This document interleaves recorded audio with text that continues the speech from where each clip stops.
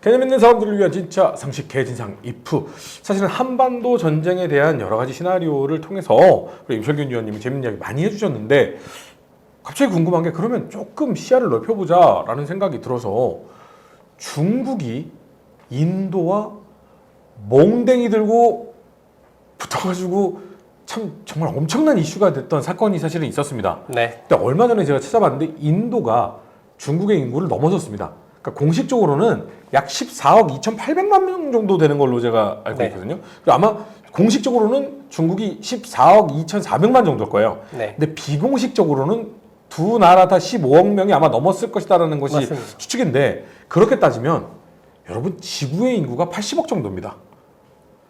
80억 중에 30억이 단 두 개 국가예요. 지구 인구의 40%에 육박하는 게 두 국가입니다. 네. 근데 지금 국경에서 몽댕이 들고 싸우고 난리도 아닙니다. 만약 지구 인구의 40%인 중국과 인도가 싸우면 어떻게 될까요?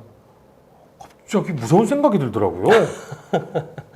지구의 40%가 싸우는 거예요. 네. 세계대전이에요. 유럽에서 세계대전 1차 대전, 2차 대전 일어났을 때 지구의 몇 %나 싸웠을까요? 아마 뭐 대부분이 싸웠겠죠. 아니 지구 인구로 따지자면 사실은 얼마 안 싸운 거잖아요. 전체적으로는 그렇죠. 네. 근데 두 국가가 싸우는데 지구의 40%가 싸우게 되는 거잖아요, 사실은. 더 무서운 거는 두 개 국가가 모두 핵무장국이라는 거죠. 네.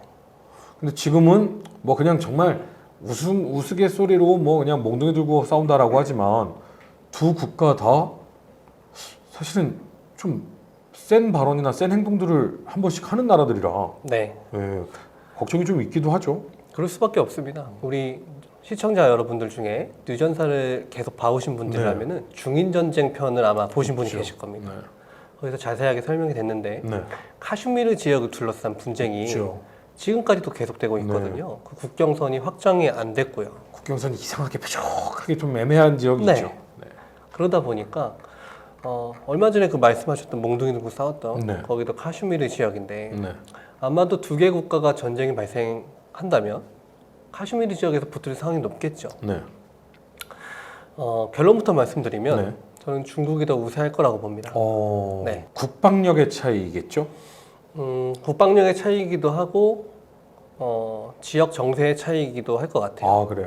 그 중인 전쟁에서 인도가 밀리면서 외교적인 노력으로 전쟁을 중지시키고자 미국과 했잖아요. 협상을. 협상이라고 하기엔 좀 그런 미국에게 지원을 요청해달라고 했잖아요. 그러면서 미국이 인도의 편을 살짝 들어주면서 파키스탄이 미국에 대한 악감정이 생겼거든요. 네. 적의 적은 동지잖아요. 그렇죠. 중국이 카슈미르 지역에서 인도와 분쟁이 발생한다면 카슈미르의 배후를 파키스탄이 쳐줄 수 있거든요. 그래서 인도는 중국하고만 싸우는 게 아니라 파키스탄과도 양면 전쟁을 해야 될 가능성이 있다라고 볼 수 있어요. 뭐 물론 유전사에서 찾아보시면 나오겠지만 뭐 아시는 분들은 당연히 아시겠지만 파키스탄과 인도는 원수 중의 원수입니다. 네.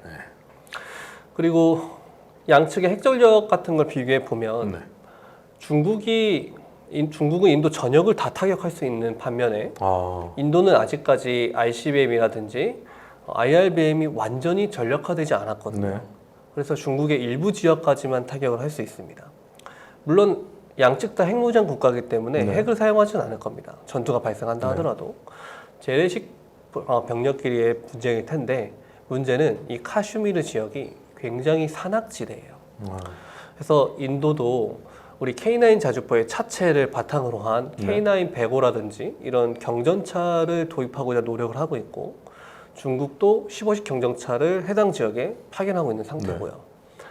그런데 왜 제가 중국이 더 유리할 수 있다라고 얘기를 드렸냐면 네. 중국에는 Y-20이라는 전략 수송기가 있습니다. 수송기. 그 수송기에 방금 말씀드린 15식 경전차가 실려요. 아. 중국 전역에 있는 모든 전구에서 한꺼번에 전력이 얼마든지 증강이 될 수 있어요. 아. 반면에 인도는 그런 수송기 전력이 없거든요. 몰고 가야 되는군요. 네. 당연히 전력의 증강 면에서 어려울 수 있죠. 아. 근데 화력에서는 인도가 더 우월할 수 있습니다. 음.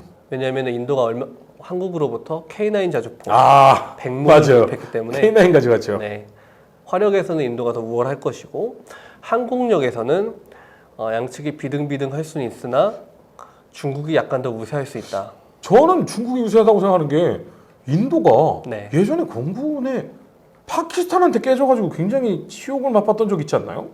그때 인도군이 미그기를 동원했을 거예요. 그게 미그 21이었는지 미그 25였는지는 제가 지금 기억이 정확하지가 네네. 않는데 아무튼 미그기를 동원했고 파키스탄은 F-16을 동원했어요. 근데 문제는 미국이 파키스탄한테 F-16을 팔 때 인도한테 쓰는 건 허용하지 않는다 라는 조건을 걸어서 팔았거든요. 근데 썼어. 근데 자기들은 안 썼다고 했어요. 어. 자기들은 중국이랑 개발한 경전투기가 있어요. 네. 그걸 썼다고 주장했는데 현장에 가서 조사를 해보니까 암남이 나왔어요. 그냥 F-16만 쓸 수 있거든요. 그래서 한번 곤욕을 치렀던 적이 있어요. 파키스탄이. 야, 미사일이 F-16에서 나온 건데 뭔 소리야? 아닌데 우리 전투기에서 쐈는데. 네. 그러다 보니까 근데 인도도 그 다음에 라파를 도입을 합니다. 그래서 근데 라팔의 도입 수량이 그렇게 많지가 않아요. 라팔이 프랑스 전투기인가요? 그렇죠. 네네. 라팔이 물론 우수한 전투기이긴 한데 그렇게 많은 수량이 아직까지 도입이 안 돼 있다 보니까 반면에 중국은 수호이 34라든지 아니면은 자체적으로 개발했다고 주장하는 젠 22 앞으로 전력화가 될 젠 35 같은 스텔스 전투기들을 동원할 수 있어서 중국이 약간 더 우위에 있을 것이다 라고 저는 바라보고 있습니다. 근데요, 중국이 1대1로를 통해서 정말 많은 국가들과 제3세계 국가들 뭐 이렇게 동맹들을 맺고 있다고는 하지만 어떻게 보면 아니, 다 적을 만드는 것 같기도 해요. 인도하고도 지금 안 좋지만 사실 요즘에 뭐 태국, 필리핀, 베트남부터 시작해가지고 북쪽의 댐 건설부터 시작해서 이걸 다 물길을 막아가지고 네. 남쪽 국가들이 지금 우리 다 말려 죽이려고 해 하면서 지금 엄청 뿌리 나가고 있는 상황이잖아요. 그렇죠. 그래서 동남아 지역 국가들하고도 상당히 껄끄러워지고 있는 상황이거든요. 네. 그럼 다 싸우려고 하나? 이런 와중에 2027년 대만 침공설이 상당히 유력해지고 있습니다. 네. 그러니까 보통 이 대만 침공설이 어떻게 되냐면 러시아와 우크라이나 전쟁이 마무리가 되는 시점, 이 시점이 지나고 나면 안정화가 되고 나면 중국은 대만을 칠 것이다.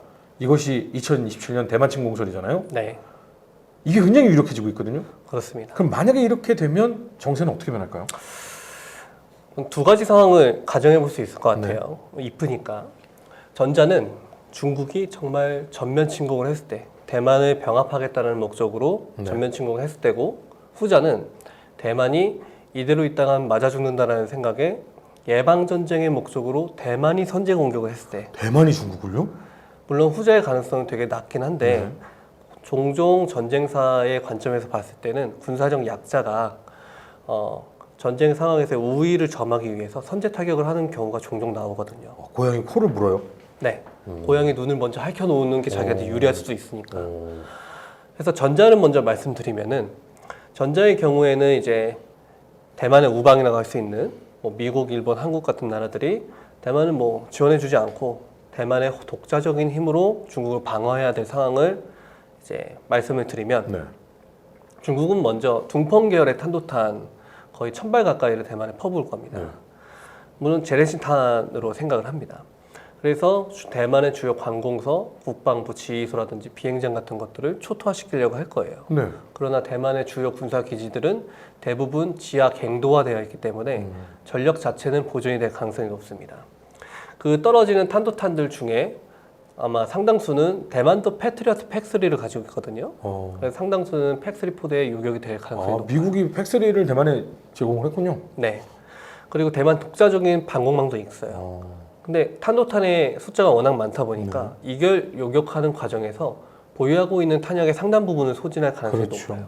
그러면 그 다음 단계로 남우정부에 소속돼 있는 해군 항공대라든지 중국 공군이라든지 이런 전투기들이 일제히 대만 본토로 날아와서 시드 작전이라고 하죠. 방공망 제거 작전을 할 겁니다. 그러면 그거를 요격하기 위해서 대만 전투기들도 이륙을 하겠죠. 그런데 대만 전투기가 F-16V가 전력화될 예정이고 일부는 들어오기도 했는데 어쨌든 수적 열세가 너무도 명확하기 때문에 결국은 수적 우세를 점하고 있는 중국이 대만의 전투기 세력을 극복을 하고 시드 작전을 벌일 겁니다.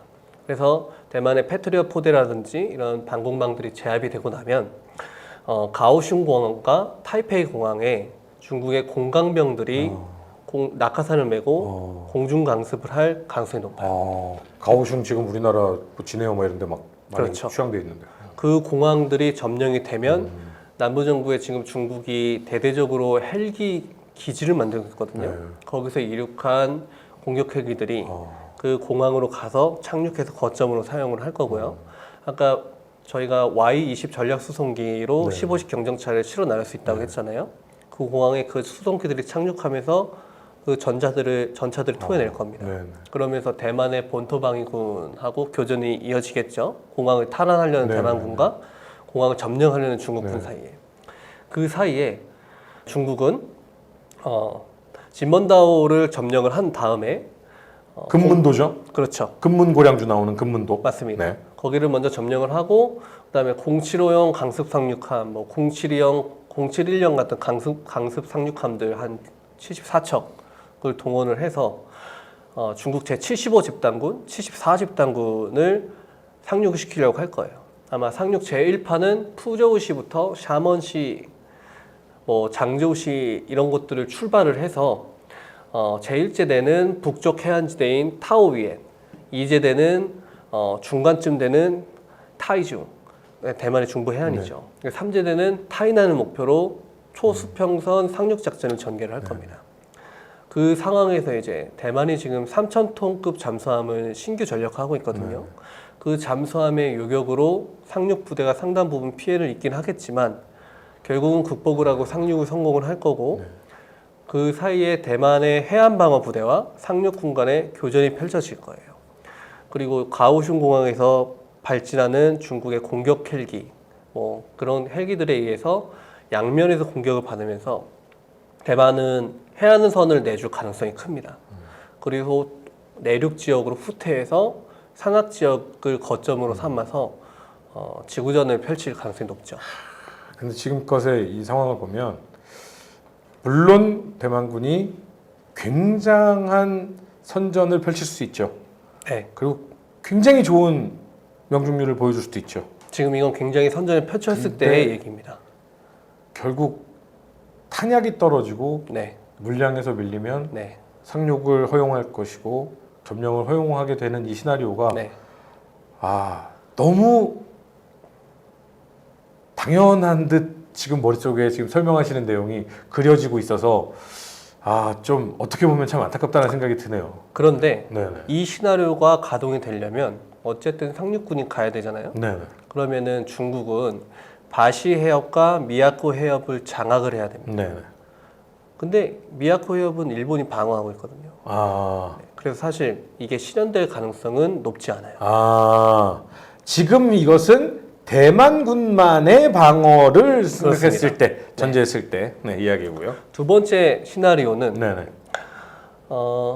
주요 우방국들이 대만을 전폭적으로 지원을 했을 때 예방 전쟁을 벌이는 시나리오를 말씀드릴 수 있는데 미국이 대량의 탄약을 대만에 지원해 줄 수 있을 겁니다. 예를 들면 패트리어트 팩3에 해당되는 탄약이라든지 아니면 제블린 같은 대전차 미사일이라든지 공대공 미사일이라든지 뭐 하푼의 지대한 버전이라든지 이런 누가 봐도 방어 목적으로 보여지는 탄약을 대만에 공급을 하고 일본도 일본 나름대로 제2호위대군을 출동시켜서 미야코 제도 일대를 완전히 해양 우세를 장악을 하고 오키나와부터 미야코 제도까지 12식 지대한 미사일 포대가 쫙 깔려 있거든요.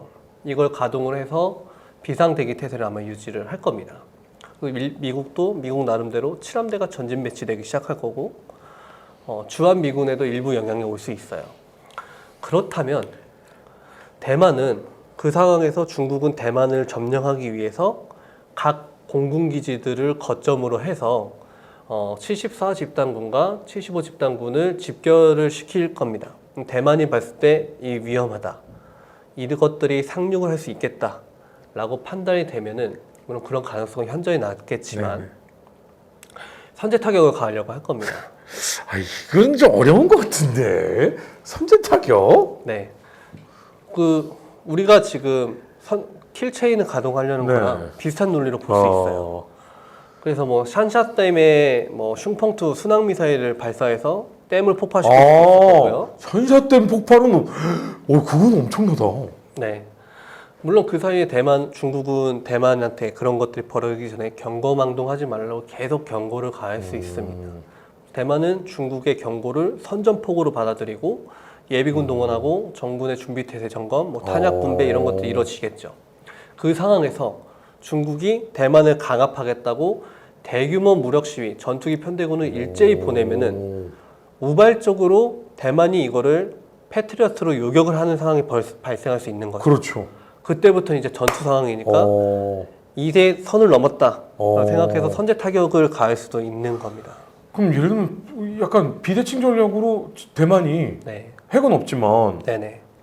만약 너희들이 우리를 침공한다라고 한다면 네. 우리는 가지고 있는 모든 미사일을 네, 너희들의 모든 우리가 사정거리 안에 있는 모든 댐을 다 부시겠다. 이러면 중국으로서도 엄청난 타격을 샨샤댐 부서지면은 엄청난 피해를 볼 하겠네요. 겁니다. 좀 그 가장 극단적인 상황이고요. 생각할 수 있는. 왜냐하면 민간인 그렇죠. 피해가 너무 많기 때문에 대만도 그걸 쉽사리 결정하지는 못할 겁니다. 근데 대만 입장에서는 정말 우린 죽으니까 뭐 네. 약간 이런 느낌이니까 뭐. 정말 극단적인 상황이어서 굉장히 가능성이 낮지만 근데 어쨌든 뭐 네. 그 사실은 선제 타격을 대만이 할 수 있을 거라고 저는 사실은 네. 좀 상상이 안 되는데 칠함대와 일본이 네. 만약에 전폭적 지원을 한다라고 한다면 네. 27년 중국이 대만을 침공하는 것 자체가 불가능한 거 아닙니까?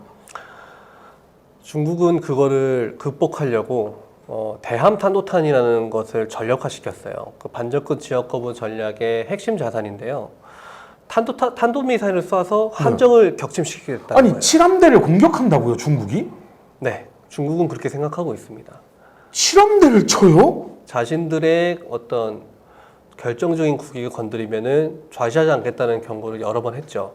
물론 그런 가능성 자체는 매우 낮습니다. 쐈다고 해도 요격될 가능성이 훨씬 높죠. 이지 싸움이 괜히 있는 게 아니니까요.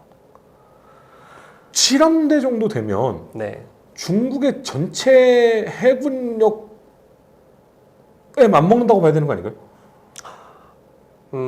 이렇게 말씀드릴 수 있을 것 같아요. 칠함대 전력 전체가 마음먹고 싸우면 중국이 아니라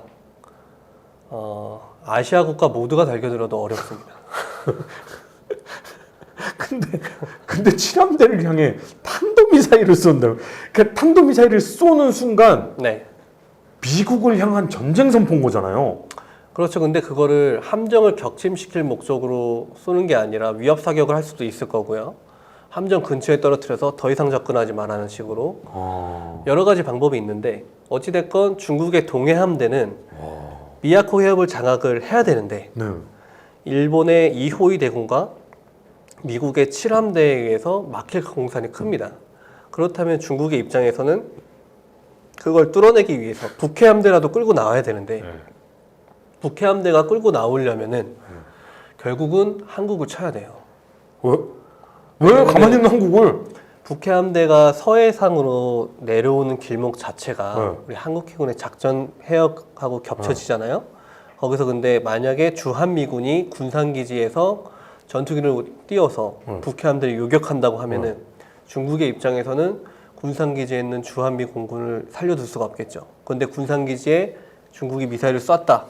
우리가 용납할 수 있습니까? 안 되죠. 안 되죠. 그렇기 때문에 중국과 상호방위 조약이 체결되어 있는 북한이 우리에게 도발을 할 가능성도 생기는 겁니다.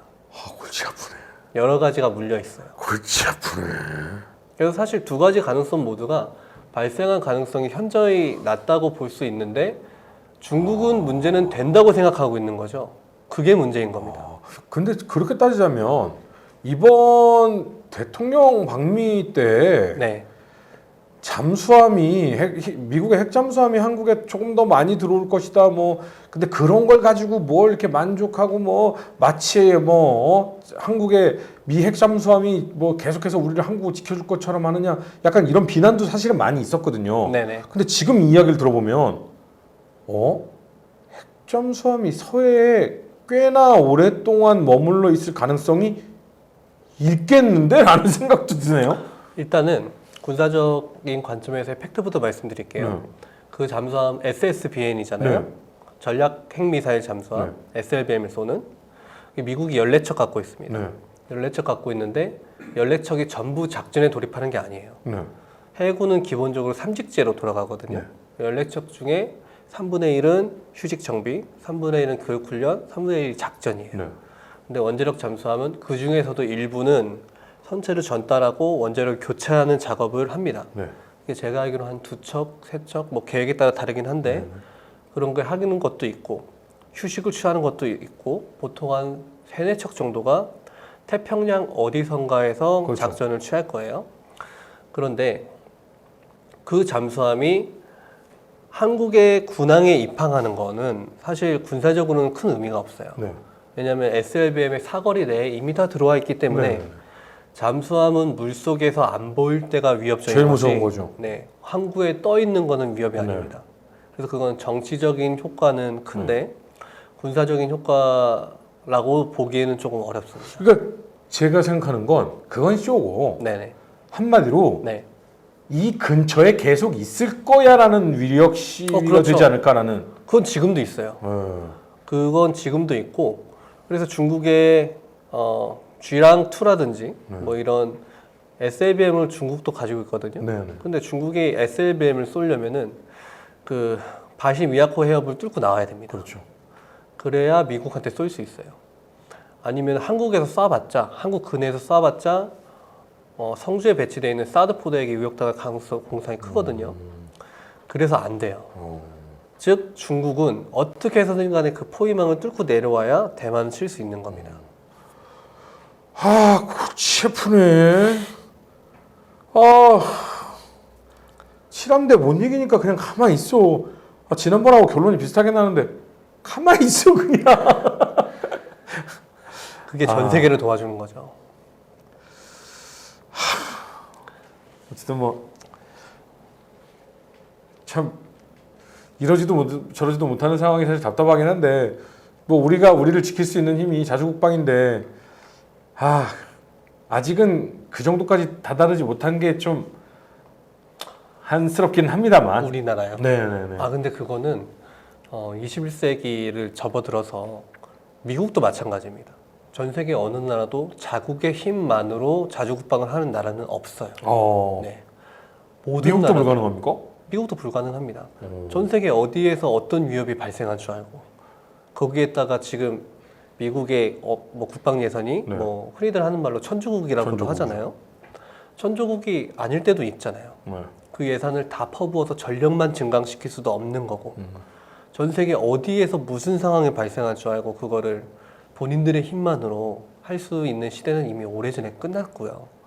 그렇다고 우리나라 같은 경우처럼 어떤 뭐 북한에 직접적인 위협이 있다고 해서 우리만의 힘으로 방어하겠다라고 하면 전쟁이 얼마나 갈 줄 알고 그 탄약들을 다 사서 미리 보관하고 그 장비들을 가지고 있고 수백만 대군을 가져야 되고 안 되는 거죠. 불가능한 얘기입니다. 그럼 오히려 정치와 외교를 잘하는 나라가 그렇죠. 정치와 외교를 잘하려면 네. 기본적으로 자국의 군사력이 그거를 뒷받침해 줄 수 있는 정도가 돼야 돼요. 저 딜을 하려면 그렇죠. 내 카드가 좋아야 상대방하고 딜을 하죠. 그리고 내 카드가 좋아지려면 나를 지원해 줄 수 있는 우방 세력이 많을수록 좋겠죠. 우크라이나가 지금 어떻게 버티겠습니까? 솔직히 러시아보다 여러 면에서 전력이 낮다고 평가됐잖아요. 그런데 전 세계가 도와주니까 오히려 이기고 있지 않습니까? 근데 사실은 그게 정말 좋은 것일까라는 저는 회의감도 좀 들어요. 가장 좋은 건 전쟁이 벌어지기 전에 그 억제력을 가져서 그렇죠. 전쟁이 안 발생하는 게 가장 좋죠. 못 들어가는 나라가 돼야죠. 그렇죠. 그래서 지금 한국의 지금 전력 수준을 말씀드리면 중국이 핵을 가졌다고 해도 함부로 할 수 있는 수준은 아니다 라고 말씀드릴 수 있을 것 같습니다. 중국도 함부로 건드릴 수 없는 나라다. 베이징이 이미 사거리 안에 들어오거든요. 아, 네, 중국이 핵을 가지고 있다고는 하지만 중국의 주요 도시들도 한국군의 어떤 자산들의 사거리 안에 들어오기 때문에 그렇게 만만하게 볼 수 있는 나라는 이미 옛날 예측에 지나갔습니다. 그렇죠. 네, 우리도 SLBM 있어요. 그리고 해군이 지금 추진하고 있는 게 언론에 하나 나왔잖아요. 합동 화력 지원함. 이게 전력화되면은 가지고 있는 의미가 상당히 커질 겁니다. 무슨 탄을 갖고 있을 줄 알고?